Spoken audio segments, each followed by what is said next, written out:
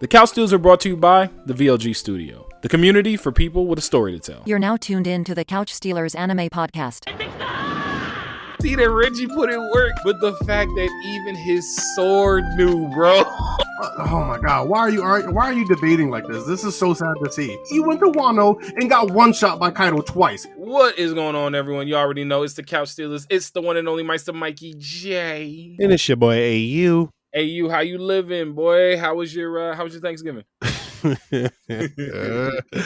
Boy, my fucking tire blew up.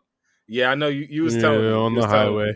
Bro, I was in the Bronx and I was like 15, 20 minutes away from Harlem, my destination. Oh, you was only going to Harlem? Yeah. Oh, I thought you was going to Brooklyn. No, I was going to Harlem. I didn't go to Brooklyn. I missed all of Thanksgiving, like the whole sit down. You got some food though, right? Of course. Okay. All right. But it's important to be there for like the plating. Everybody get their first plates. You know what I mean? That's important. Yeah. I mean, like that is a big part of Thanksgiving for me. Okay, I got you. I don't really like holidays, but like Thanksgiving, a big part of that for me is just like the setting up and everybody together, everybody drinking a little bit, whatever we doing, filling it out, and then just like plating. You know what I mean? Everybody sit down, grace everything, and then you go to town. Yeah, I miss all of that, and then I didn't eat all day. So by the time I got there, you know what I mean, like all the food kind of like put away, whatnot, and I'm eating, and I'm like, I didn't eat all day. I'm starving. So I know after this first plate is a wrap. You know how it is, bro. When you don't eat all day, anything, and then you eat one thing, and you get an apple, and but oh my God, bro, my day's ruined. Well, you know what I'm talking about. The worst part about that is, and like my fiance and I, we stood home for Thanksgiving too. Oh, that's so weird to hear. Yeah, it wasn't. No, so here's the thing. It's not weird for you now because y'all been in it for a few months, and you know, like with the move and everything, we've been going and going and going. So you got to take that mental health day. So we decided, hey, the night before I had to work, and like she got off of work, I think at like 9-10 o'clock. So like she got in super late. So we just were like, you know what, we gonna chill. We went to her parents the next day, so that like they were doing like a second one because most of the family was going to her cousins for Thanksgiving Day, and then we went to her parents' house for like the second Thanksgiving. So it was good. We got to have like the food and everything, and to your point, that plating. But damn, man, when you told me, I just was like, please be okay. I was just like, please be okay. You and these tires, man. I swear to everything. I mean, it is what it is, bro. Like, I still don't even know what it could have been or anything. I have to just assume it was like, you know, if you've never been in New York, the worst roads in the history of roads. They don't have potholes. They have like just craters. Now listen, I've driven in New York. I know it's bad. I ain't gonna hold you and say it's not. I know it's bad, but I've also driven in the deep south in some places like, and they don't even. It's not a dirt road. It's an actual road, but they don't even care. They just be going around them joints. They don't even be fixing it. And like the infrastructure but it's different. But the infrastructure for the whole entire like place is different when you in the south. You get what I'm saying? Like there's gonna be room. There's gonna be room to drive around and shit. Like bro. The lanes in New York are, one, they're tiny, and then two, people drive like, you know, it is the Wild Wild West. It is the Wild Wild West actually in New York. If you don't know, if you could drive in New York, you could drive anywhere. I disagree because you get terrible habits driving in New York. You just become aggressive. What you mean? They don't get terrible habits. Get terrible driving habits in New York. They don't care at all. Nah, bro. Let me explain that. Let me explain this to the people who drive and have car insurance. You know what I mean? You know, there's no fault in New York City. Everybody got to pay. So if a man smash into you, it's not just him paying for it. Realistic, you would think, yeah, bro, you crashed into me. All right, whatever. You got insurance? Yeah, cops gonna come like, where your insurance at too? So, it's the Wild Wild West. I got, and everybody got paid for it. So I got insurance. I do too, but I'm gonna have to pay for it as well, and I didn't do it. Just don't crash into me. Then it'd be like if you got held as an accomplice to a crime you weren't even around for. What you mean? I was home asleep. Yeah. Why would I be around for the crime? I was home asleep. It's crazy. You knew him. Why'd you kill everybody? Because they was home. But anyways, Overall, though, I still ended up having a really good time that weekend or whatever. It was a good time. I'm thankful. I'm complaining because I had to buy 2 new tires, but I hope everybody found something to be thankful for the holidays. You know what I mean? That's a fact. That because I said I definitely did. I could have died. So I was happy to be home. I was happy that my boy was good, that he got some food, even though it was a little bit later, and he got the time to spend with his family, as did I after the fact. Well, my family to be, but we all still family. You already know how it goes. But yo, man, the one good thing that we did was watch a ton of anime, and I gotta tell you right off the bat, yo, Undead Unluck. I know we talked unfucking luck, boy. It's so good. It's so good. Boy, that shit threw that latest episode threw me for a loop. Before we even get to the latest episode, because I did have to catch up, and I want to say one thing. All right, I want to at least be like, yes, you were right. You didn't spoil anything, but when the moment happened, I immediately went back from the last pod when you're like, oh, text me if I spoiled anything. It was when my boy threw the spoil motherfucker. I haven't thought of a name for him yet. He threw something and then it hit like the Statue of Liberty. It's basically he threw the spoil shot when he leveled up. He got like and it hit the Statue of Liberty. Ray gun. He got like a spoil freezer ray gun, and it shot across the rest of Vegas and hit the Statue of Liberty in Vegas. Yeah. It was an Easter egg. That's all it was. It was a little Easter egg. I get it. But sprinkle Easter egg. I'll give it to you. It wasn't a spoil, at least. Oh, no pun intended. No pun intended. I wasn't even going there. It was smooth though. It was smooth. That's all I'm saying. I just wanted to double back because we was talking about it before, and you were like, "Oh, let me know if it's spoiled or anything." Yeah, it was good. But nah, man, Victor. Before we even go to Victor, I gotta go with Shen, bro. I gotta start off with Shen because Shen is a beast. Shen's power is nasty. I think the little smirk he gave was crazy because I think the smirk very much was like a underlying Cheshire Cat type, like, yo, I love everybody. I find like joy in everything everybody does. It helps me out, so that's why I do it. So I don't even know, like, it's genuine, but it's genuine because there's a rhyme or reason to get to that point. But he's still a beast. I think he's a beast. Yes, I agree. I have nothing else to say about that. I just 100% agree with you. Like, there's nothing to even discuss. You hit it just right on the head. That I would have said the same exact thing. So I'm not even joking. What'd you think about his powers when you learned what it was, though?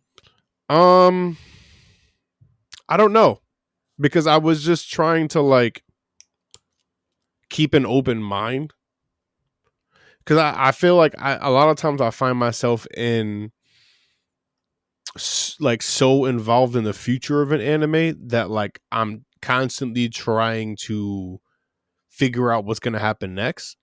Okay. I think one of the biggest things that Undead Unluck has done for me, because I just binged it so quickly too. I didn't get that week to week. I stayed away from that. So I was just thoroughly enjoying the anime and just being in it. You get what I'm saying? So I didn't have any expectations. I didn't have any like, oh, what's going to happen next? The only thing which is why I brought it up, that I was like, oh, was the New York thing. I've just been watching. I swear, I've just been watching and just living in the moments that I think that are just great and amazing about the show. Which is something I wish we got a chance to do more often, but that's just, we don't. To do. You know what I mean? Like, I feel like, in life too, like people like strive to try to just live in the moment. Like, I've been living in the moment when it comes to Undead Unluck. I mean, you can't do anything else but live in the moment. And the best part I'll say this about his power. That's not true. Well, I tried it. Let me say this. I tried. One thing I'll say about his power that was dope, though, is the first thing I saw was, and it made me laugh. I was like, he shuts people off. He literally hits the light switch on people. He just turns them off. And I didn't look at it like that. He just turns them off. He does, because it's not even reading your mind at that point. It's taking away your will. That's why I was kind of thrown off. I mean, under the condition, but yeah, but the condition's going to exist for everyone, because as soon as someone does something that's even remotely unique, he's going to be like, huh, I like that about you, and now I can use my power on you. That's what I'm saying. Like, I feel like there's a rhyme or reason why he's doing it, and it can take a really dark. Maybe I'm having a cynical take on it. Maybe I'm being cynical. Yeah, I think you know what, you might be on. Maybe it's not cynical. I'm not cooking. I think I'm cooking a little bit. Last podcast, I said that everybody at Undead Unluck who has a negator power, they're gonna have very similar personalities because I feel as though they enjoy life in a way that no one else could. Like they're like gods among men. You get what I'm saying? So I feel like when you have that type of like not chip, but like type of personality, you're gonna be looking for interesting in everybody and everything. Because your outlook on the world is completely different. It's completely different. Now that's out here cooking right now. Hold on. Now that's out right here cooking. Hold on. Maybe a little bit. All right. That was one of those you just gotta, throw the shoulders back a little bit. Like, wait a second. Hold on. I felt like playing like what was that Alien like soundtrack thing that people have been doing a lot. Like they do on Instagram. The Alien?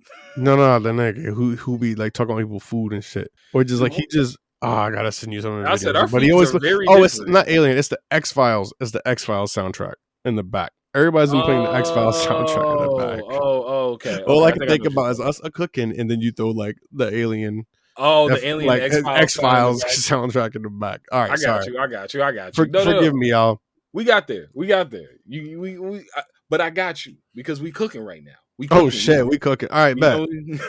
You see that? Let's make lemonade. Yo, so I'll say this. Obviously, the biggest part of the episode, or at least the most shocking is not the right word, but just the thing that Andy like the whoa. Like yes, exactly, the whoa. Andy becoming Victhor. I don't know if you caught it the first time when he went to use the staff and send Spoil up into space. When he took the block out, he threw it to Shen and was like, "Hey yo, you better win. Yeah, hell yeah, I remember that shit because at this whole time I was like, wait, what do you mean you better win? I was like, okay. They're gonna fight for some reason. Maybe he like for what you want to know what I was thinking in this exact. Thank you for bringing that up because I think I would have forgot. I'm not gonna lie to you, and I hate to cut you off here. No, you're good because this is. I wanted to talk about this. I thought because he has all this memory stored in him, that's how he presented it. Basically, he would lose himself, so he would basically forget who people are and everything else because like too much memory would cloud everything and then he would just lose himself. No, this nigga's a whole nother person. This nigga he's a fucking whole nother person. It's crazy when you think about it because it's like we're used to lovable Andy. Like he's here protecting Fuko. He likes to like I'm here. This is what my life is. I die. I come back. Like and then Victhor show up and Victhor like, bro, all of y'all are like ants to me. What is this? It's like where Andy go? Hold on, Andy. Oh yeah, no, he's gone, bro. And that makes perfect sense because when you first see him take whatever the hell's in his forehead out, he never lets go of it. He knows like the limit before he Victhor probably comes back. So he kept on to it. Dang, that's crazy. My boy said you better win. I want to know who, and that's a good point you bring up. I want to know what that material that he got lodged in his head. That's what I'm saying. What is it? That's like low-key, it could just be anything. Probably. What if like what? It's like a piece of silver. I'm gonna be tight if it's a piece of silver. It has to be like platinum or something. I want it to be something completely refined, where it's not like a cardboard box. You think it could probably be anything that's going to help him not regrow in that area? Yeah, but what is, and this is my thing. He is someone who can regenerate at crazy speeds. He's undead. You can't regenerate if there's like space being taken up. That's I understand that, but what is strong enough to actually fit in that? Enough. It's not about being. It's not about it being strong enough. It's just about like it not having the space to grow. So, for example, like if he probably wrapped his arm up in concrete after he cut it off, it's not going to grow. There's nowhere for it to grow. You get what I'm saying? There's nowhere for it to. I think so you're talking like Ranking of Kings type deal where they couldn't kill my man. And so they literally just said, all right, we're just going to put you someplace where you can't go nowhere no more. Like you kind of can't, when they put him in the rock. You remember the undead dude? They put him in the rock, the brother. Wait, Ranking. Oh yes. Exactly. Bro, what are you going to do? Because you can like come back to life. You're just going to come back to life, bust the rock open. It don't work like that. It's just you confined. Like there's nowhere for it to go. So you're looking at it in the sense of like this is just a material that it low key it could be like a piece of like cement or something. It could just be regular ass metal, bro. I don't think there's anything like I don't think there's any like special property about this shit. It's not like a mythical item, nigga. It's like, not like adamantium. He ain't got like adamantium. He ain't got adamantium. Like, he don't got like none of that. That's crazy. I didn't think about it like that but that is truthfully that's what it would be. It would just be something to just like, hey, you can't bring this part back. That's crazy. Oh my God. So, whatever that part is in his brain, it holds Victhor off. So he doesn't let it grow back. And he's not trying to kill himself for the sake of killing himself. He's trying to kill him. He's trying to kill Victhor. Victhor gotta go. Interesting. Victhor gotta go, bro. Interesting. What if he doesn't want to die? He just wants to die because of Victhor. Yeah, Victhor gotta go. It's not even Victhor gotta go. Oh my God. Go. See, this is why I didn't want to do this shit, and I didn't want to like think about the anime. You know what I mean? I was happy to just let it binge in this, because now I'm all in these fucking theories and shit. Like, yo, do you think Victhor became him, or like Andy became Victhor, or vice versa? Or do you think he was or he was just always fucking nuts and he had a split personality, and then he had so much time alive that he was able to fully like distinguish each one between themselves, and they became like their own person, and then they was like, yo, fuck you, nigga, I don't like you. Too much? Too deep? No, that's not too much. Very Mauler twins, but not too much. I think it's Victhor. I think Victor's the original. I do think that. I think Victor's the original, and I think Victhor. What if he's not? No, but here's my theory. Victor's the original. He's the first one who started. When you have been alive for however long he's been alive, because we don't know how old Andy is or Victhor. We don't know how old they are. I think they did mention that. I'm not gonna lie to you. I'm gonna go back and check. I doubt they made mention to a year, but that's not when they No. I'm pretty sure they did. I'm pretty sure they mentioned, but we'll see. So yeah, check on that. But my point being is, what if some type of like, because how do you get split personality? Some type of trauma. So you get some type of traumatic event that happens. He gets split personalities. Yeah, like they get like, maybe it's when he got captured or something. They get split personalities. Or yeah, I know, but something's got to trigger it. I mean, maybe it's something. Well, not in that way, but if something triggers it in this way, like just for my theory's sake, something triggers it that made him get the split personalities.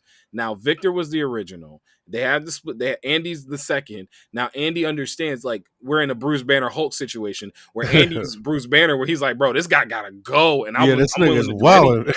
Like, are you kidding? And he shot off his fingers and then became him. Like, oh. But hold on, and this is why I think Andy isn't the original, because when his brain is full and like he gets to actually utilize all of his powers. That's why I'm saying Victor's the original.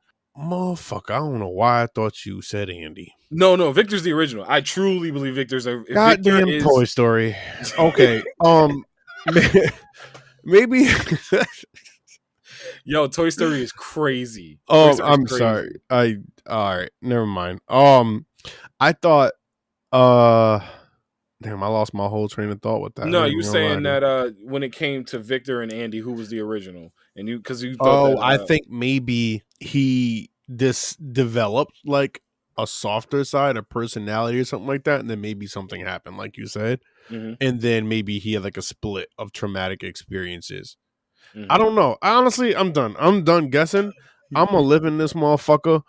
Undead Unluck is absolute gas. Y'all need to get on that. Please get on that. Please. And again, I keep saying it, and I'm gonna keep saying it. This is how they need to reanimate Soul Eater. When they bring Soul Eater back, because you see where they did the tones, and they did it in this episode where they zoomed out when Victhor was standing next to Shen and Fuko, and they zoomed all the way out, and it was just like the aesthetic was it was Fire Force, like that kind of way, but it was like they gave him more bravado. You know what I mean? More like just that clean kind of like comparison, not exactly the same. Like a JoJo's, like everybody get a pose, everybody get a vibe. You know what I mean? But like I said, like I think we talked about this on the pod previously. Honestly, I think they need to bring Soul Eater back, do it like the manga. But like, I don't want to see it change. I'd rather just love it for the reason why I loved it in the first place. You know what I mean? Like, no, the manga story is better. No, that's not what I'm saying. I think they should bring it back and let it be as the manga is, but don't change it in the sense of like the feel. Like, you know what I mean? Like, I don't know. I love the. But that's what I'm saying. This feels like Soul Eater to me. This doesn't like if they were to do a Soul Eater reboot. Are you saying it feels like Soul Eater of the manga? No. I'm saying the tone in the way that the animation is done. This is the tone and the vibes that. So, like, for example, the difference between Bleach prior to it coming back and since it's come back, you've always said has been they get the dark tones of Bleach, like how it feels darker, it feels like the stakes are higher in that way. They have set the tone for that relates to the manga, so you can get that kind of like as you're watching it, you understand that and you feel that. That's how I want the way that they're doing Undead Unluck. That's how I want them to do Soul Eater when they bring Soul Eater back. And I'm not saying if, I'm saying when, because I believe. So yeah, you want if there's a remake for Soul Eater for it to feel like the manga, whatever the manga is. Yes, but animate it like they're animating Undead Unluck. And that's what I'm saying to you. It's not that I didn't understand you. It's just more like, I think they should keep the feel of what made us love the original Soul Eater and then just bring the manga forth, because I loved the original Soul Eater, man. Like I don't want Soul Eater to try to be like anything else. I want Soul Eater to just be what it already is and what it has been. Like we already love Soul Eater. Now just make the storyline the manga. So I get what you're saying. And Full Metal Alchemist to Brotherhood felt like the same exact thing. There was no transition other than that the story was different. Yeah, I get what you're saying. I get what you're saying. The animation is going to be different because of course it's new time. So yes, but the way that they are going to translate that is going to be by the story, and the story does stick with the same kind of slapstick feel of Soul Eater. Like when I was reading the manga, it felt like I was reading Soul Eater. It didn't feel like something completely different. It just felt like I was reading a better version of what I already loved. So that's what I'm saying. If they animate it, you're good. So let me explain to you how I would feel. It'd be the equivalent to like Trigun to Trigun. Oh, but you see, you talking about no. That's what I'm saying to you. Tree. No, that's not barking up. That's not barking up the wrong tree. I just feel as though imagine they give you like 3D animation. See, no, but they can't do that.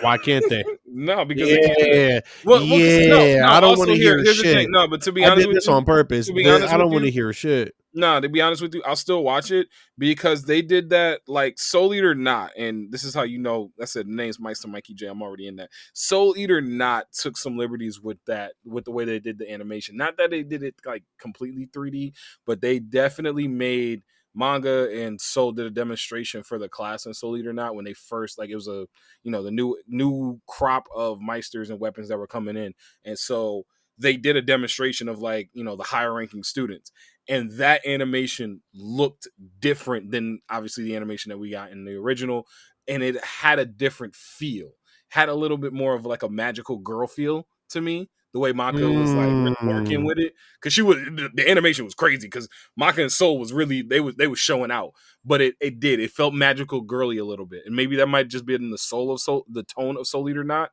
which I didn't mind, but it was sort of a Soul Eater prequel because it was right before Sid gets killed. So literally, we see Sid. They tell us the story of like, because you're never gonna watch it, and I trust me, I'm not saying that to slight you.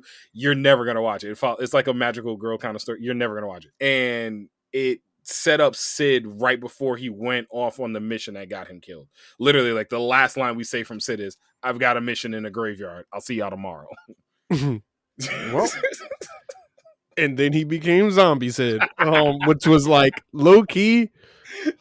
I always felt hold a little bit after finding out he was dead. Like I kind of just felt like I didn't need to know that because I was kind of tight. I loved him before, but I love him now too. Like I love him now too. He gives me like Brooks kind of vibes from One Piece. Really? Of just like nigga, I'm dead already. I'm dead already. Yeah. Like you know what I mean? Like he gives me that every now and then. That's the kind of man I was. Yeah, that's the kind of man I was. Hey, that's what I'm like. That's Brooks, bro. That's literally like kind of Brooks. They're like two peas in a pod a little bit. I love it. Man. So I love him now, but I'm also kind of tight because it's just like Damn, he was cool as fuck before, and I'll never know what he was like before. Nah, they give him some shine. They give him some shine in Soul Eater. Not Soul Eater. The manga? It's not a lot. No, the anime. They don't give a ton of shine. I know, that's what I'm saying. They never gave any shine. Like I would have loved to have seen what he was before.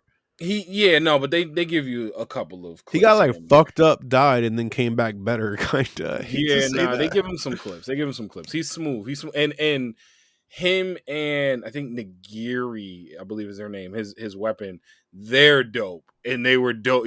Bro, them alive. They're so versatile. Yeah. So, oh my god, they need to bring it back. We'll let that one go because I felt like we went off the rails a little bit, but that's okay too because I do want to do a little sidebar too. Burn the witch, baby. Wait, I want to ask one more thing about Undead Unluck. I got you. We're gonna go. Go. One more thing, because they had to bring everybody to stop Victhor. Do you think they're gonna lose anybody? Yes. Do you think they're gonna be able to? Somebody has to lose. I think somebody going to go. Somebody has to die. Yeah. I think the reason why they have been hunting him for as long as they have, knowing they can lose, is because he's too big of a threat. Mm-hmm. It's like, bro, you gave me your word as Andy that you won't take this shit out. You're going to live a life to try to die or whatever. We're going to leave you be. But realistically, nigga, that's too big of a chance to take when you can literally be a god of this world. Mm-hmm. And we know it, and you know it too. Exactly. Like, yes, you might be a good dude. You might be a good guy, but bro, can we take that chance? I don't think we can. Not when we fighting for humanity every single day. So I'll say this. I do think someone's going to not make it back, but the only way I will take that as they got to win defiantly. Definitively. Definitively. Thank you. They got to win definitively. It doesn't have to be like, I can't get like oh my God, this is back and forth, because it's not going to feel, it's going to feel like a Sukuna situation where it's like, we know he's getting out. Y'all know he's getting out. It's just a matter of when is he getting out. But I think that you never know. He might get into a fight and somebody knock that shit out his fucking head, and he don't get the opportunity to put it back in. But that's what I'm saying. And then this nigga just dead ass like. But Andy goes on a rampage. Andy's been around for so long, and he's been able to kind of harness that and keep Victhor back for so long. Yes, because his brain ain't going back. No, but that's what I'm saying. But like, I can. What if he's getting to a fight and then something doesn't like allow him to put it back? Then he gotta go. That's what I'm saying. like how does he go? Explain to me how you kill a man that's like literally unkillable. I don't know. You always say fire kill everything. they you don't. Man got hit with a meteor. Yo, that's what. No, you gotta have him like in a constant state of flames. You gotta like create disintegrate his everything. Like it's like Majin Buu Cell type shit. Like you can't blow this motherfucker up. You have to mayhem him all the way into like the stratosphere, outside of the stratosphere, into the realm of the gods. I believe they call it pencil sketch. You got to pencil sketch him. That'll work too. Yo, man. So Undead Unluck. You were talking about Burn the Witch. Burn the Witch coming back. I saw. No, that was just a little tidbit. It was just like, Burn the Witch is coming back. That was it. But it is coming back. No, I know.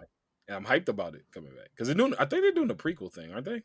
It is a prequel thing. I don't know what it turns to afterwards or whatever, but like, it's supposed to be a prequel thing, which I'm fine with. It gives me have no qualms about that because we don't know anything about what's going to happen in Burn the Witch. It's a completely new, fresh everything.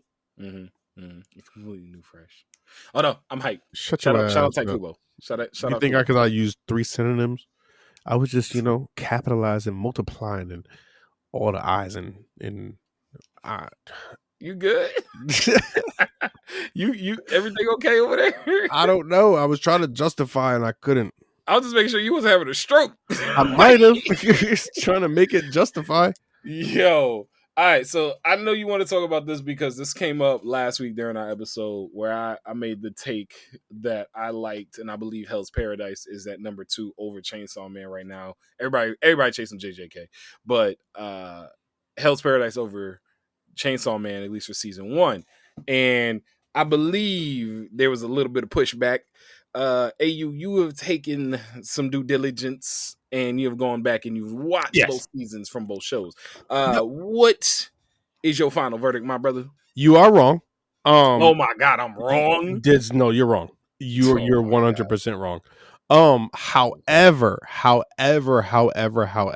One, Hell's Paradise is a much better watch as a binge. Doing it week to week did not allow me the full picture I needed to enjoy Hell's Paradise in the way I needed it to. Hell's Paradise week to week feels so fast. Like, and it feels like, oh, this is happening extremely quickly. I'm not getting too much of like any, not downtime, but just like how we got here to here. There's no sense of time. And it's just like, oh shit, these dudes are already fighting like the final bosses in the first season. Like, is this a 3-season thing? Is this a 2-season thing? So it's kind of hard to figure out.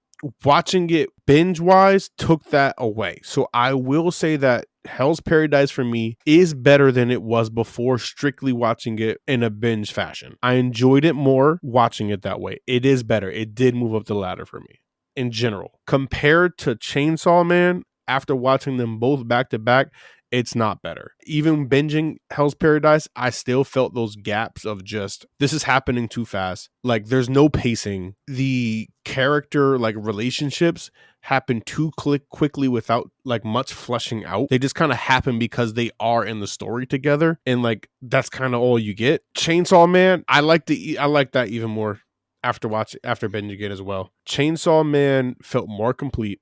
I can't say which animation is better. No, the animation is on both. Because they're both of them are just absolutely heat. I do think that I like Chainsaw Man's animation better than Hell's Paradise, but that's subjective. I think both are just absolutely heat. I do think fights are kind of equal. It's a subjective thing at that point. I'm not going to say which one I like more. I liked both. I liked a lot of fights in each one. Okay.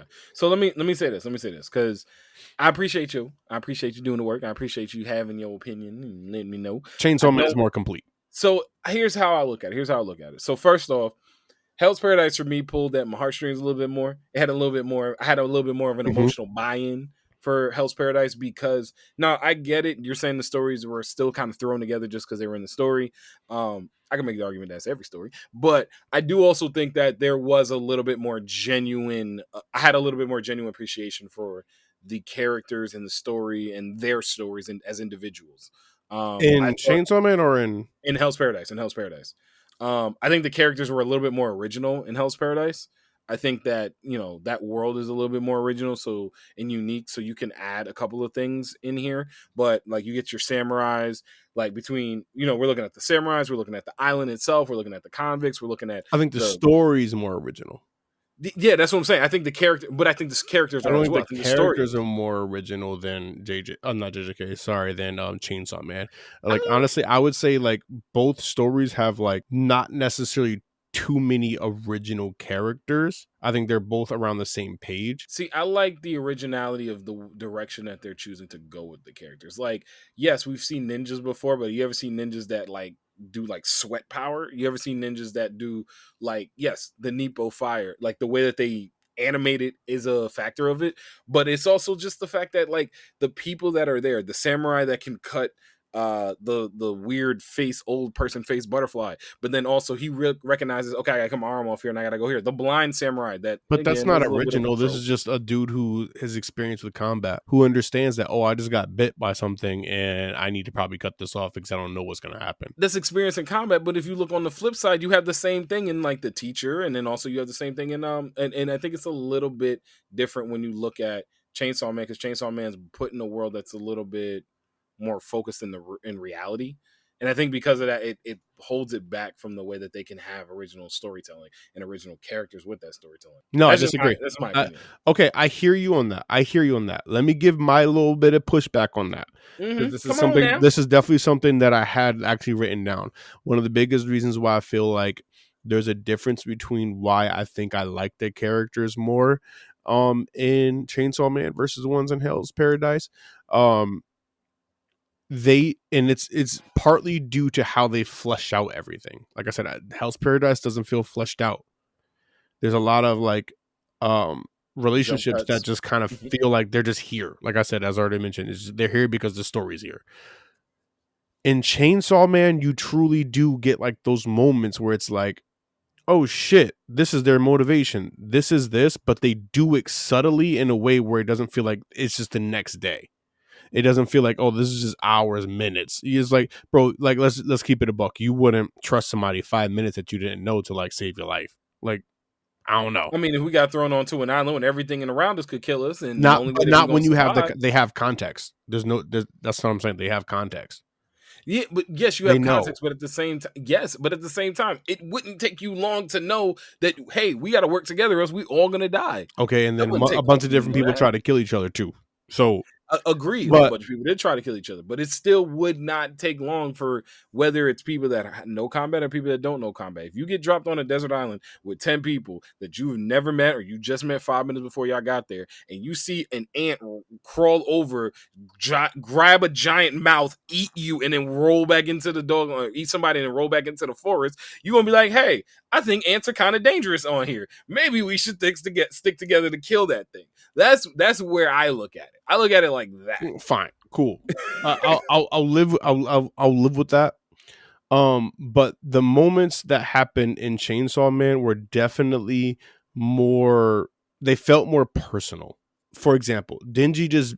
It seems over the top. It seems outlandish, but just because he's the main character, Denji just being like, everything is good, just being this brash person because like he had to survive his whole entire life, and people just like his whole entire character is based off of the fact that we've only seen so much of him, but you also see so much growth in Denji. Like, for example, one of the biggest moments that I saw was when Power gets introduced and now they start to live with him, and you see Denji completely on the opposite side of the fence when he was that person X amount of time ago. So you get to see those growth levels. You get to see these things. In Hell's Paradise, you don't have that at all. I think it's done in a different way in Hell's Paradise. Bro, like they mentioned his wife or whatever. Boom. While he was doing it, while he was going to this island, while he was agreeing with it all, whatever. Get to the island.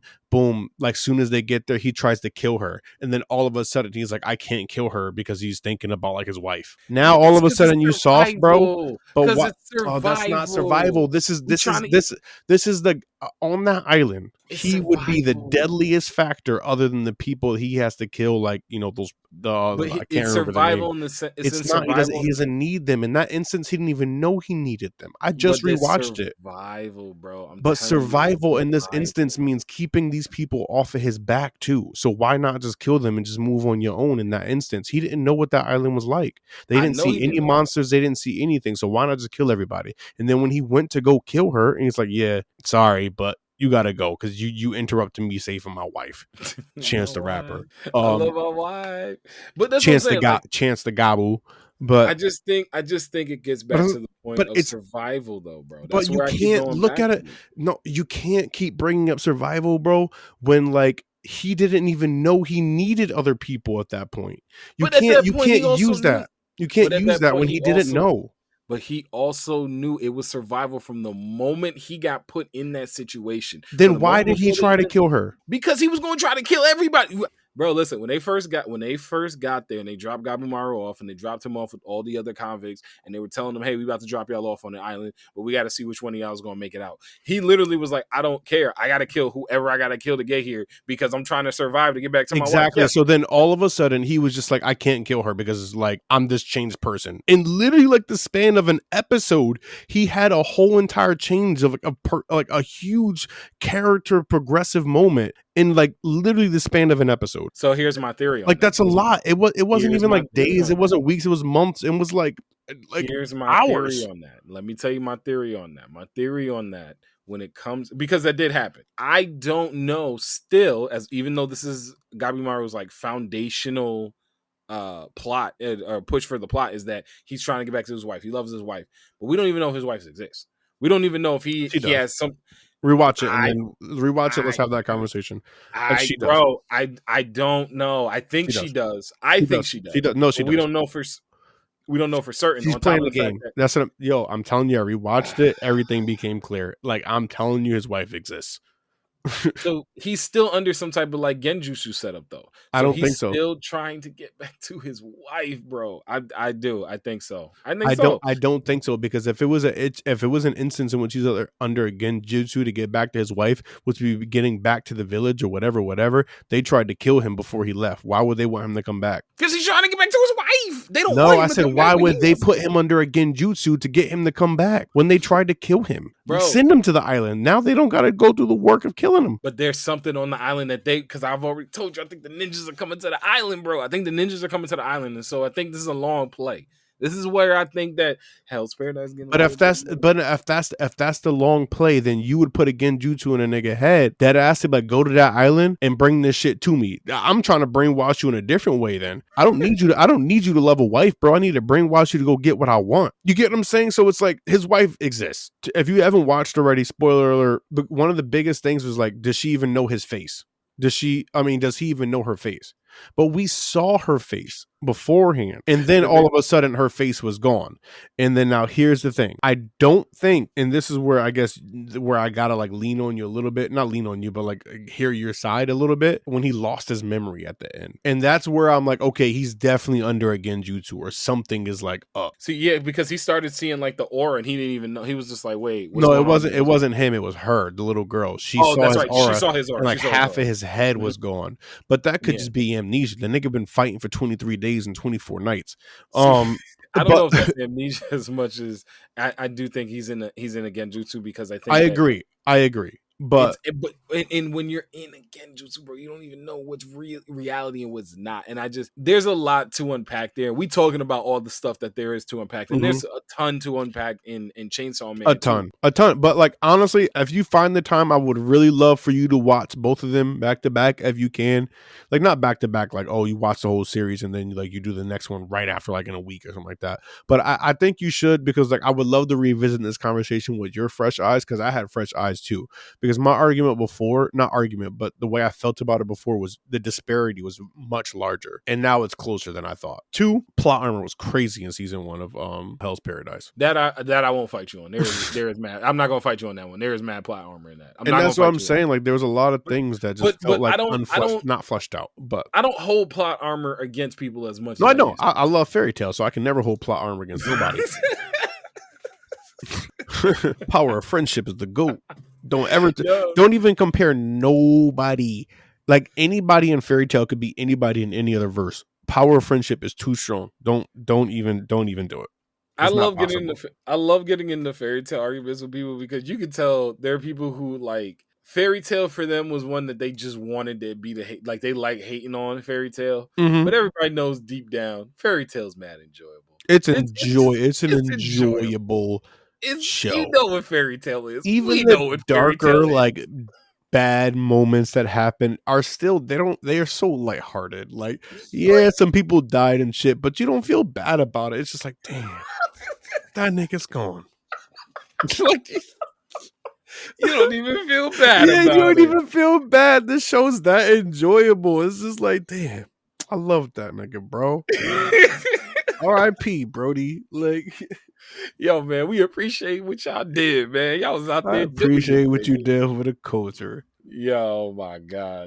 But to wrap that little segment up, I got Chainsaw Man over Hell's Paradise. I do think that if at any point in time you feel like you have the opportunity to do both seasons back to back or just binge them both, please do it. Because I think your opinion may change. Maybe you don't agree that one is better than the other, but I think you'll possibly understand where I'm coming from more, because I understand where you're coming from now more than I did before. Seen them, but I'll check them out. I've already seen. I'm telling you, it's a different watch when you're binging them. See, binging it on Hell's Paradise, I that one I might do again, because I did enjoy Hell's Paradise more. But I think I may do that one again, because if it hits in the way that you're talking about, and I can see that happening, where it's like it's building on itself in a way that you get to, okay, this happens here, this happens here, this happens here. It paces it out a little bit better, because when you're making the story, you're not, maybe they are thinking about it as a week-to-week release, but you're also just making the story. So 100%. It's going to flow in a different way. So I could see how the binging it can definitely flow in a different way. So that I'm telling you, I think you need to do Chainsaw Man too. Chainsaw Man it went up levels that I didn't expect it to go to. I thought both were just above average anime for sure. Chainsaw Man felt like it had the potential to be more. Hell's Paradise it's only been didn't. One season. No, but we've watched one season of things and like, this shit is goated. So like, don't even go there with me. Like, you're not gonna sit and tell me the first season of Attack on Titan you watch, you were like, oh, this shit isn't goated. It is. This shit blew your mind. Obviously, but that's Attack on Titan, which is actually goated. Like, but Attack on Titan I agree, goated. And you just said like a few moments ago, oh, this is just one season. So I rewatched Chainsaw Man. I'm saying it's just one season in the sense of like Hell's Paradise 1 could also reach that level because you said Chainsaw Man it could. Hell's Paradise it could. doesn't. But in my mind, I think yes. I think Chainsaw Man can go to heights that Hell's Paradise can't. How close do you have them both at JJK? None of them are close to JJK. None of them. Neither of them are close to JJK.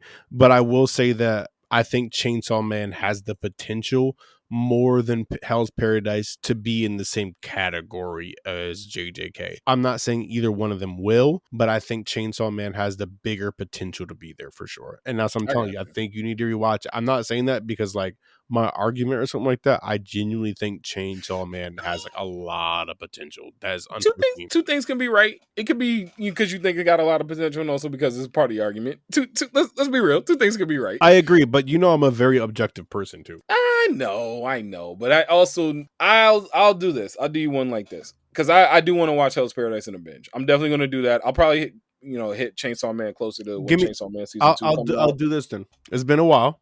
Oh, don't you dare! It's been a while. You see? No. You never want to do these when I want to bring it up. Okay, but when you want to bring it up, I never bring them up. You bring them up for me to get me to watch shit. Exactly. What you got? You're groaning, but like that's the truth.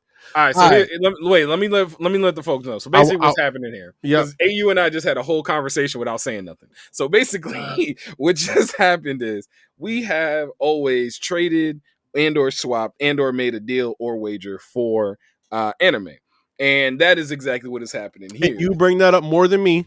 That's a fact, bro. But you never take them. I've taken 2. You've taken 2, but I bring them up. Like, I haven't even brought one to like the perspective for you. I've never brought one. I bring them up all the time. Okay, but I never brought one.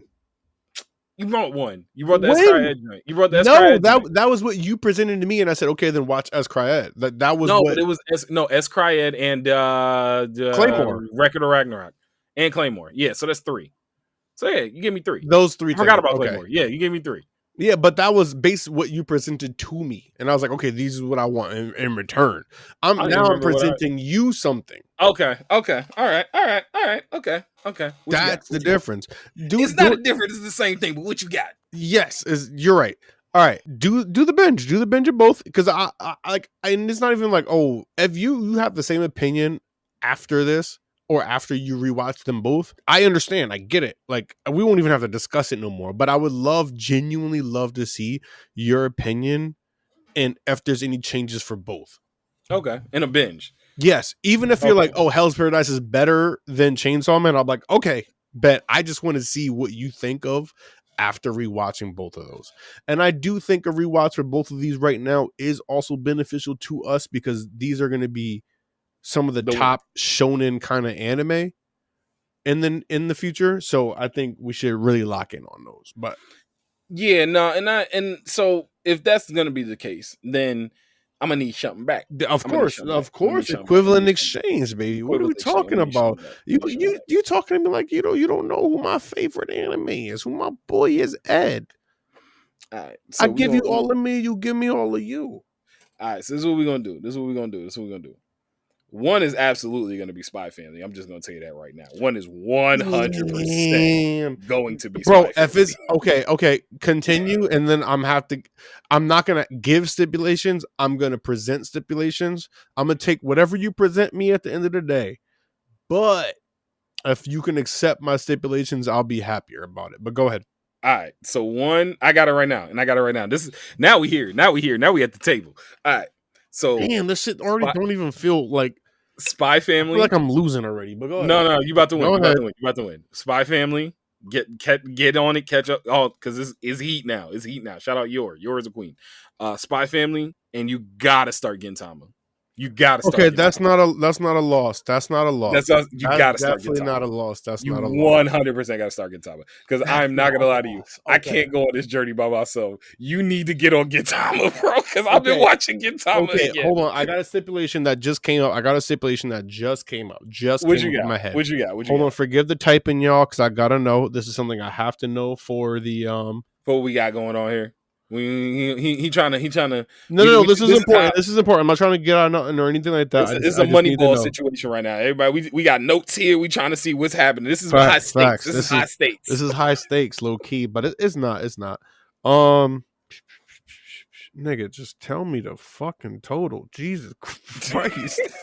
I just wanted to see the total of how many episodes there are in Gintama. Like, Jesus. There are mad episodes in Gintama. You got I know. I didn't say that. Hold on. Let me cook.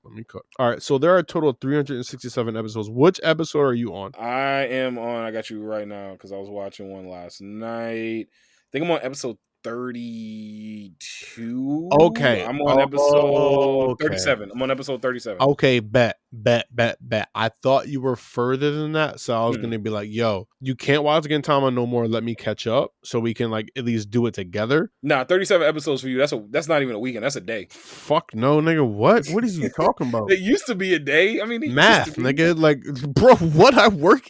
What? The fuck kind of time you think I got on my hands? It used to be a day. Like I said, 36 episodes is a day, bro. So let me give that the One Piece treatment. Hold on, nah, fuck that. Y'all gotta get. Hold on, no. Hold on.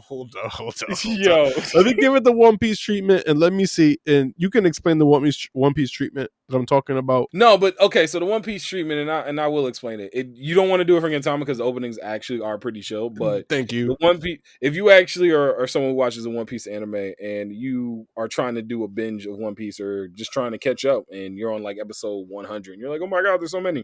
Here's a quick tip that AU has found and it helped me get through my binge.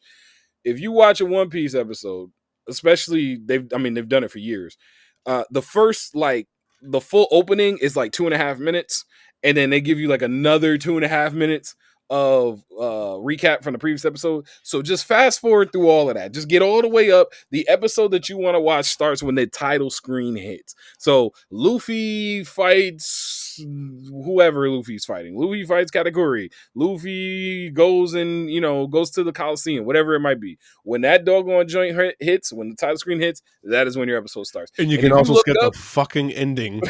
You can skip the ending and like, bro, you don't need a recap if you're binging. Not a recap. One Piece episodes are like 19 minutes, bro. Let's be real. Even. Hell no. One Piece episodes are probably like 15. That's not a joke. Bro, every opening on anime is at least about a minute and a half. Nah, One Piece plays the full ones. One Piece is but like that's what I'm saying. So like I'm just saying, and like I'm trying to give like a general standpoint. Like every anime is at least about like a minute and a half for opening. You get what I'm saying? And then they give you a little recap in the beginning, like at least 30-45 seconds. It is like, this is what happened before leading up to this, whatever. And then you got your ending. And then you got your fucking next episode shit. Yo, One Piece episodes are short. So if I'm giving this the One Piece treatment, it's about 9 hours. About 9 to 12 hours. I can handle that. For Gintama, yeah, that's easy. I can handle that. It ain't gonna be no day, nigga, but like yeah, I can handle that. Okay. I will say this though. I'm gonna give it to you this weekend. You're gonna keep watching. You're gonna be hooked. No, I'm giving it to you this weekend. I'm giving you all 36 episodes this weekend. Yo, that's crazy. All right, so yeah, if you watch all 36 episodes in a weekend, I will 100% binge both Chainsaw Man and Hell's Paradise. I mean, no, that's not a part of the stipulation. Okay, I was about that's to not say, a part. That was never a part of the bet. I'm just. That's what I was at. I was adding that wrinkle. No. The reason why I brought the whole stipulation thing because I wanted to know how far you were. Because like, if you like 100 episodes and I'm like, yo, you got to stop watching. You know what I'm saying? So I could catch up at least. Because then I'm never gonna catch you. You know what I'm saying? But 36 episodes I can handle. You'll catch me at 36. But that's what I'm saying. I'm going to catch you at 36 by the end of this weekend. That's a fact. Yo. Bro, did I not just rewatch all of Hell's Paradise? All of Chainsaw Man. I caught up on Shangri-La. I watched One Piece. I caught up on Undead Unluck. I did catch Undead Murder first. I know you didn't catch that. I've been on a crazy wave. Yeah, but I've been on the wave too. Hold on, I'm on Shangri-La too. Shangri-La Are you all the way caught up? I'm all the way caught up. It's yes. Hold on. Are we talking isekais? This shit might be some fire, bro. It don't feel like an isekai. It feels like a different kind of isekai. Well, it feels like a different kind of isekai. Yes, it feels just like not the cookie cutter. The cookie cutter isekai. And when you get an isekai that doesn't feel cookie cutter, it feels phenomenal. You can say it don't feel like Sword Art Online. You can say if you don't want to say it, I'll say it. It don't feel like Sword Art Online. All right. Because part of it for me is the fact that it's not high stakes. They just some kids playing a video game. And I think I appreciate that. Facts. Nobody's life is on the line. Nobody's getting reincarnated into a war. Nobody's over here stuck in a video game. They're in the video game. They can take the headgear off and go to sleep and go to school the next day. Like, I appreciate the actual characters that they give me. I like that there are outside forces, not outside forces, but outside relationships that that affect the game. Yes, old girl, like she loved this nigga outside of this video game shit, and she became top notch in this video game to make sure that she could be recognized. And she over here hitting me with the ooh hands. Ooh, bitch! If you don't go up there and get your mans, I ain't gonna lie, she making me mad. Yeah, she making me mad. Go up there and get your mans, bro. Stop playing with him. Stop it. You don't think he's gonna respect you? Come on. Yo. Come on, let him know what time it is. She stepped on it. He stepped on it. He's like, oh my God, sorry. And she was like, oh my God, he said sorry. I really appreciate Shangri-La. So I'm on that is Heat. I caught Spy Family, which I already talked about before. You got to hit that because it's just the thing with Spy Family, and this will help you during this watch you about to do, is that Spy Family's story doesn't follow like a linear path episode by episode. That's what lost me originally, because where I ended in Spy Family before was the blimp shit when they did the whole entire masquerade. Oh my God, that's so early. That's like episode like. I'm just saying. All I can do is give you my truth. Oh, it's so early. All I can do is give you my truth. I appreciate it, but damn, that's so early. I'm sorry. But the cool thing about Spy Family is, like I said, you get invested into the characters in such a way that the story that you always know is in the background falls behind the characters that are there in the foreground, and you're seeing them, you're seeing their lives, you're seeing how they're interacting, and now we're seeing stuff like, oh my God, you're so deep, so beast. So yeah, so I was watching that Tokyo Revengers. I'm on, bro. I don't know why I keep watching it, but I'm invested. Bro, I tried to get back. Yo, I hate to say this, people are gonna be mad. Megan, I'm sorry, Megan. If you're gonna listen to this podcast, this episode, which I'm pretty sure you will, and you're gonna get back to me. Hi, Meg, I'm sorry. Tokyo Revengers feel like reborn to me right now. Every time I try to get back on that motherfucker, bro, I can't get on that mechanical bull and just be like, I'm riding this motherfucker. I can't. I'm tired. I feel like I got scoliosis on the back of this mechanical bull I'm trying to ride. Reborn is crazy though. Reborn is crazy. I agree.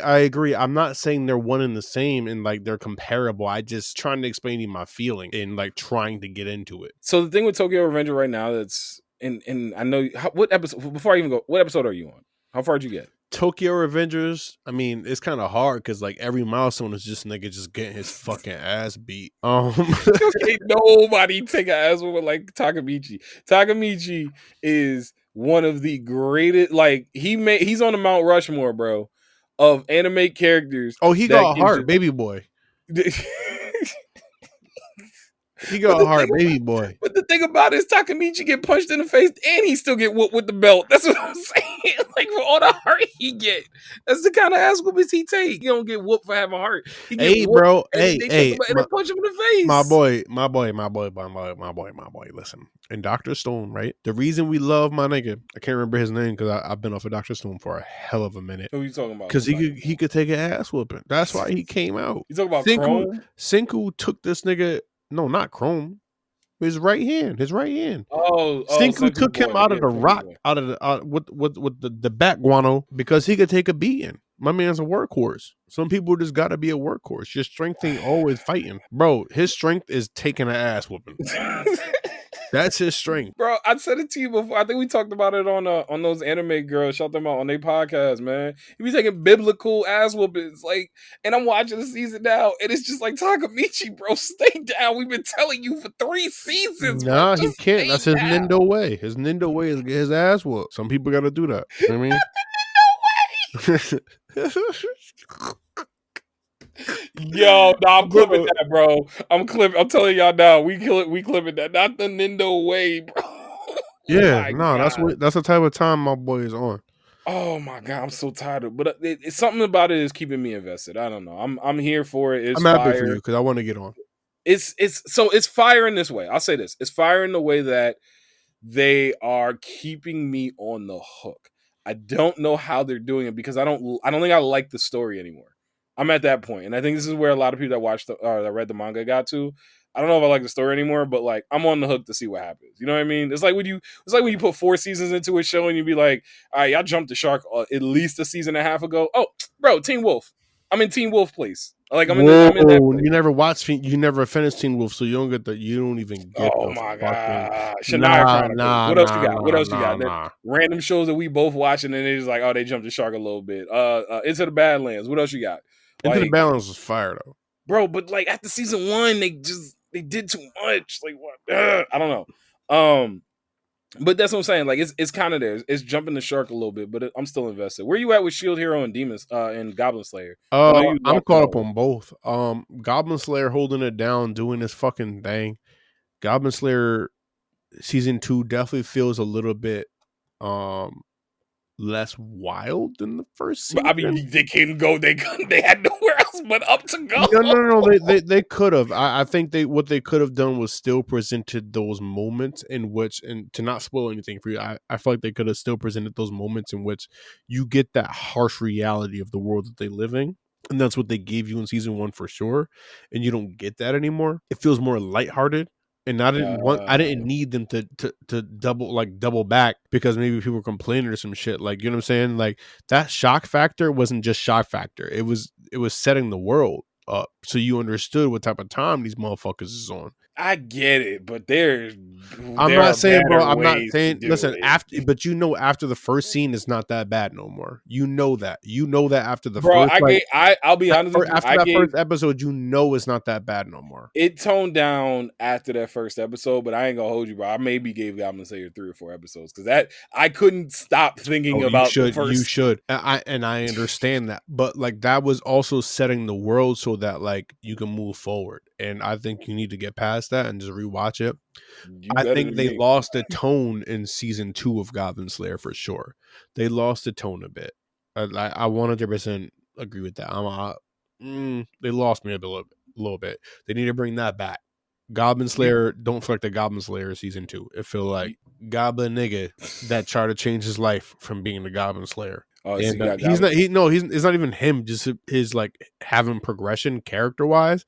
It's just the way the story is moving makes him feel just like this ain't even his own fucking show. Like he's secondary on his own show. No, he's not. Nobody's first.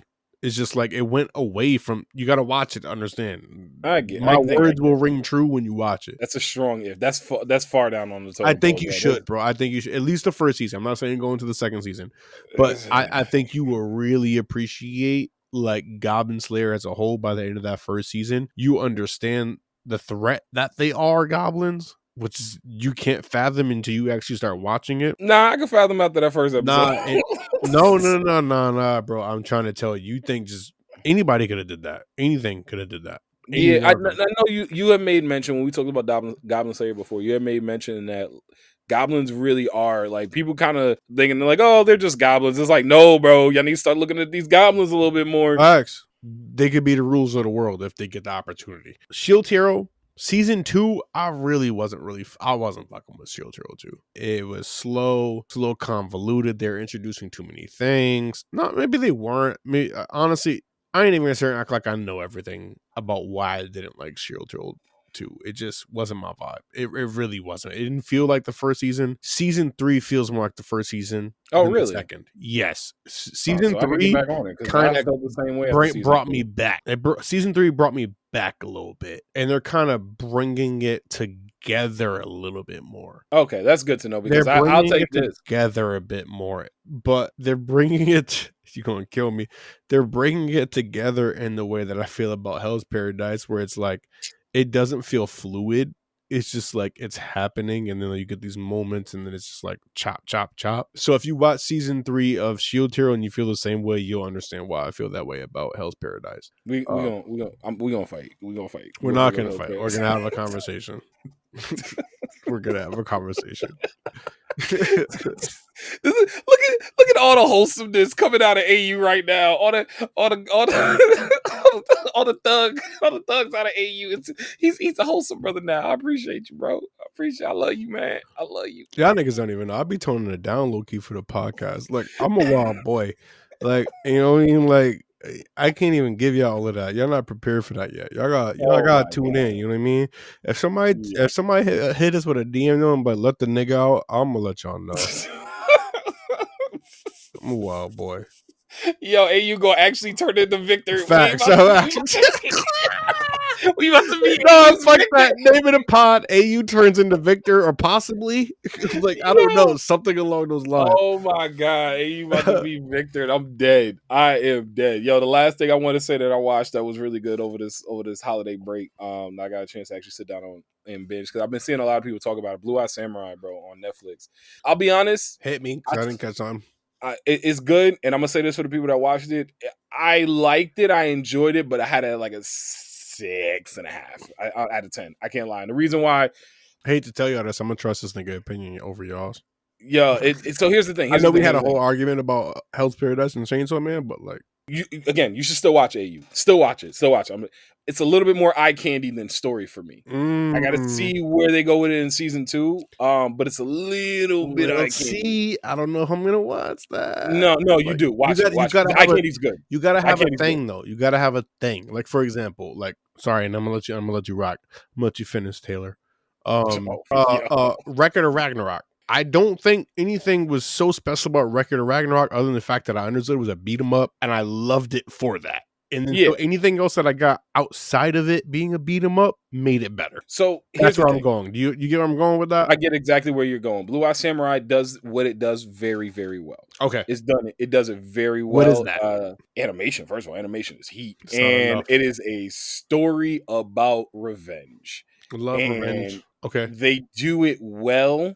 But for someone like me, there's so many different characters that storylines, when it's about revenge, I want it to be more than just, I want it to be like a complicated way of revenge. Like, yes, you killed my father. I'm here to defend my honor type deal. How else are we getting here? What is the plan about, okay, I get it. You want revenge. You want to kill these people. This is your sole goal in life. But like, what is your character? What is your personality? What is it? I want revenge. I want to kill the people. I got that. That was great. I got it the first time. Do you like going outside? I like getting revenge. It's like, I get it. You want revenge. Give me something else here. We hitting the dead horse. Nick, like, damn. It's like, it's tough. Like that. That's tough. And you can't do that well unless you make everything else around it very well done. And for example, I'm gonna give you something. Afro Samurai. All about revenge, but they perfectly fucking executed that shit. Animation, fights, the story, the progression, everything. Like they made the characters fit into the story fit into the characters. Afro Samurai. That is an example of when you can do that well and that shit work. It's not Afro Samurai. Oh, I know it's not Afro fucking Samurai. You didn't have to say that to me. It's not Afro Samurai. Samuel Jackson, boy, come on. Samuel Jackson. It's that. It's cut from that cloth. That's a good way. It's a poor man's Afro Samurai. That's a good way of that's a really good way of putting it. It's a poor man's Afro Samurai. I say poor man because it's not Afro, because I think the Afro's animation and Afro's just the culture hit for Afro Samurai is just better and stronger. But Blue Eye Samurai has every other character but the main character I have more interest in. It suffers from that. God damn. Yeah, it suffers from that. That's rough. Now, there's one episode that like focuses on the main character that redeems it because I think it's arguably the I'm best. I'm gonna give it 2 episodes. If I feel the same exact way that you feel about it, then I'm not gonna watch it anymore. But I'm gonna give it 2 episodes. Yeah, you got to give it 2. You got to give it 2 episodes, and I'll be honest with you, you'll be in after 2 episodes. You'll definitely be in after 2 episodes. But the episode that focuses on the main character was arguably the best episode of the entire series, and that saves it and brought a bit more depth to the character, but it still wasn't enough. It was depth. It was more depths of revenge. It was more depths of revenge. So like it's good. It's a good watch. I don't want to like. I'm being harsh. I'm being very harsh about it. But the fighting is A1. Okay, and word. No, bro. And there's gore, and you're gonna like it because that's why I know you're gonna watch it. There's gore. There's legitimately good gore in this. We love gore. We love gore. Yeah. So and there's also, and this is, I love when gore is appropriate. They do very good gore. That's what I'm telling you. You're gonna finish it because it should be watched and it's gonna be enjoyable. I had it so high up, and I think. Well, I don't want to say anymore. I'm not gonna because I don't want to. Yeah. Stop. I'm gonna say this last thing. You're gonna end up making me not want to watch it. Yeah, I'm gonna say this last thing. There are 2 people who are voice actors in it that also are really cool. So one, I'm trying to give you a clue that could work. She was a parody of Paris Hilton. I don't know, but it should sound like South Park already. But no, I didn't say it was. But like, don't do anything. Just let me watch. But I got one. Let it be.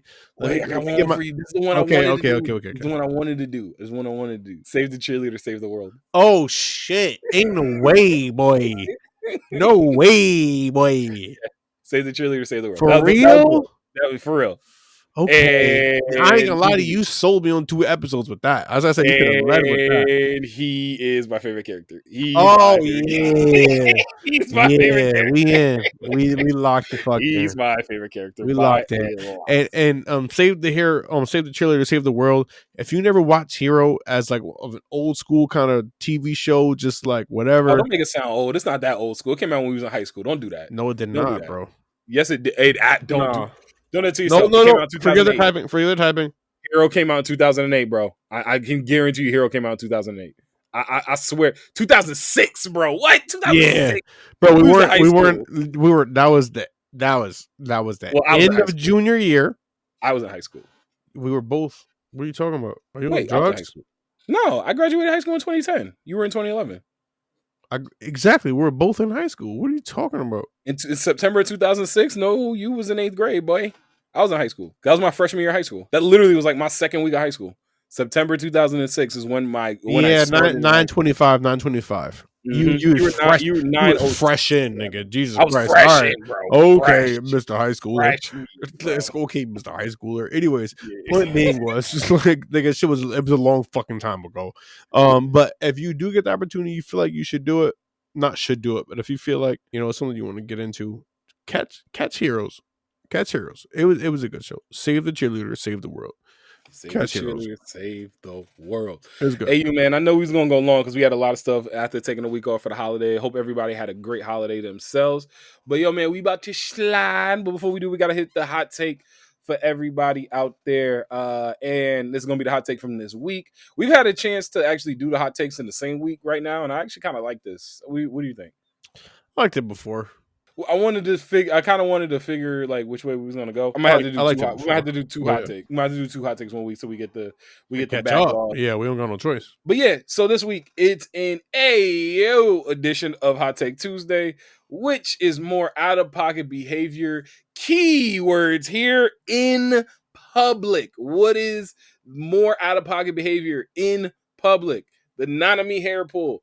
Or getting stepped on. AU, my brother, what is your answer? Bro, I said this shit on Twitter. Bro, hair pulling is a private event. And don't put your feet on me because you, like, that's on the ground. That's dirty. So, like, both of them are out of pocket to me. Especially when you're in an event where it's like a Comic-Con. It's the only time you're doing that shit, right? I mean, if you role playing or whatever, that's in your home. But if you in public, all of that shit crazy to me. That shit is a lot.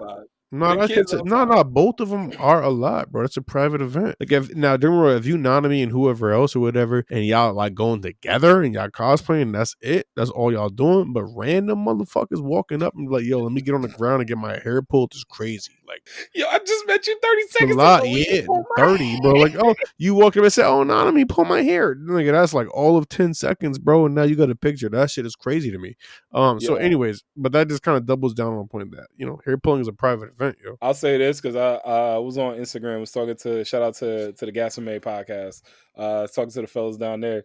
And I just said, and the reality is like they was like, yeah, people go to cons and pay people to step on them. I was like, bro, paying for bunion back therapy is crazy. Bunion back therapy is what, boy? Bunion back therapy is wild. Bunion back therapy. That's what I'm calling it, bro. That's it. From now on, when I see somebody get stepped on at one of these cons, I'm like, bro, the alliteration is nutty. Bunion back therapy, bro. Like, what you doing? BBT. Yo, BBT. Hey, yo. So, and that's why I was the AO edition. So, yo, for Twitter, 16.7%. 16.7% said the Nanami hair pull. 83.3% of y'all agree with us saying getting stepped on is way more out of pocket in public. And on IG. Well, before we even get to the IG, because listen, let's give you the buck. We already know that like getting stepped on is gonna win on IG too. I don't even know. I'll let Mikey handle all the statistics. But if you even voted hair pulling versus this, my boy, again, it's always room. You lost a little leg room if you think pulling hair is worse than getting stepped on, bro, on the ground. On the ground. Hey, let me see you do the A test. Hey, do the A. Okay. Oh my god, yo! And on IG, Nanami hair pull 26%, a little bit more on the Nanami side there, and then getting stepped on 74%. Got a couple comments here. Lord Stark at Don_Stark HB. Both are equally corny and cringe. Frankie Eyesore at Frankie_Lake. They both moves though, but Frankie a freak. We been though Frankie. Frankie he crazy.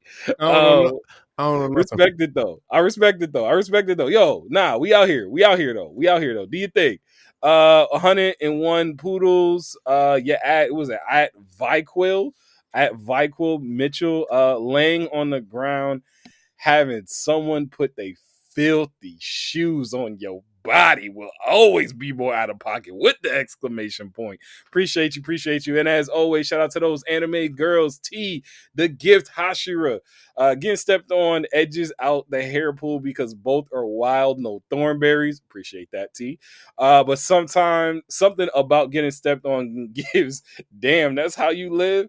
And I gotta say, the one thing that came to mind when I read that was that one meme where it was like Max and Roxanne from the Goofy movie. And Max and Roxanne, and it was like Roxanne was in like a real dirty apartment, and Max walked in, and Max was like, "Damn, girl, this how you live? So that's the only thing that I came to think about. But shout out to everybody that commented, shout out to everybody that voted, and like we said before, we definitely gonna have something for next week. We're probably gonna do 2 next week, so that way our hot takes are backlogged again, so we can have hot takes every single week and hot takes talking about the previous week as opposed to the week in full. So but as always, again, thank you to everybody that commented, thank you to everybody that looked, and also, and I want to say this, and sorry I'm going long here, but want to thank everybody that was on that had us on their Spotify rap or they Apple Music rap or Apple Podcast rap, whatever it was. Shout y'all out, man. Definitely. We appreciate the support. We appreciate y'all listening. Hey, AU and I love doing this, but the reality is we doing this and we love doing it. And like, it takes a lot of our time, takes a lot of our effort. And, we do it because we love it. We do it because y'all listen. So we definitely are appreciative for that. So I just wanted to make sure that got said. That was just on me. So definitely. So appreciate y'all there as well. Yo, AU man. So you got anything you want to leave the people with before we slide? You already know it's always room on the couch, baby. Always. And as always, listen to us wherever you get your podcast. Rate us, review us. Check us out on our socials, on Twitter, on IG, and on TikTok at Couch Stealers. And subscribe to the Couch Stealer YouTube and hit that notification bell so you know when we drop something brand spanking new. We dropping daily shorts right now. So, make sure you check that out. But as always, appreciate y'all for listening. We outie. Always room. Peace.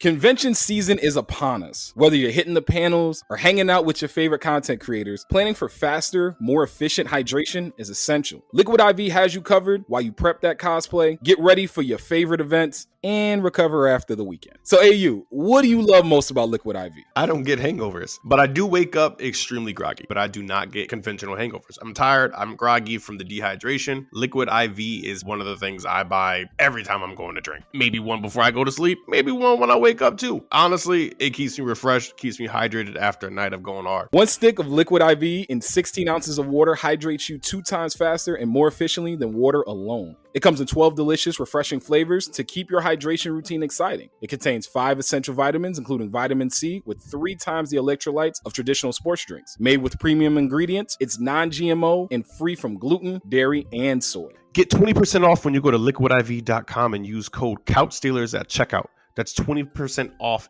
anything you order when you shop Better Hydration today using promo code CouchStealers at liquidiv.com.